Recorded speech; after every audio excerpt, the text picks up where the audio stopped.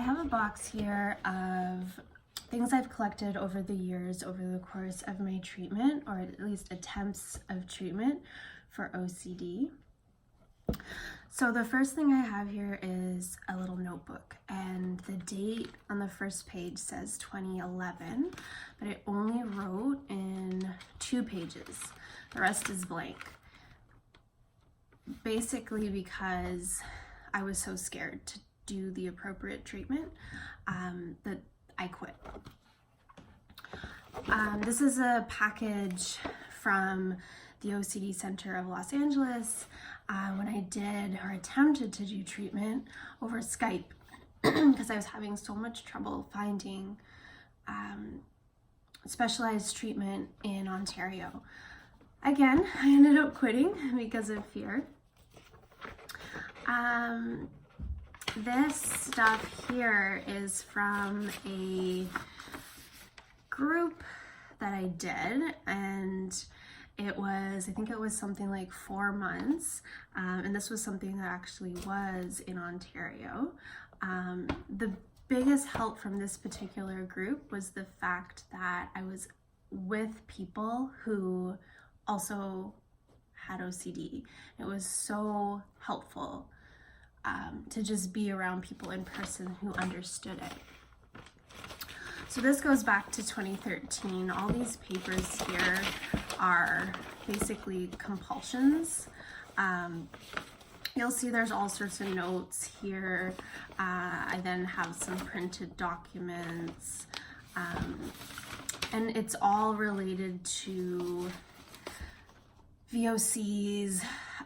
I was really worried about there being dangerous particles and chemicals in the air, and I lost a lot of time in researching compulsing. I would get my air tested.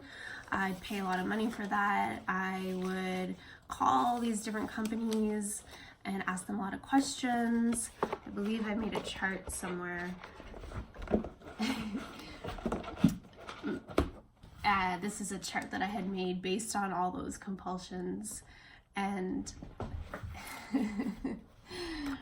my cats are ferociously opposed to OCD, so that's their contribution to OCD Week. So I saved that as sort of like a reminder as to how bad things were at one point. I also have this package right here, which is more obsessing. This is a whole bunch of different printouts about cat food. I've got other like write-ups that I created. Got tons and tons of printouts in here. I remember bringing this to the vet, and he looked alarmed. But this is just, again, an example of what I would spend my time doing, and it might seem like, oh, you know, you're just researching, you can research, but it becomes problematic when you can never reach an answer. You continue to just check and worry and doubt, and it interferes with your, hey guys, hey, good. It's okay, they're brothers, they love each other.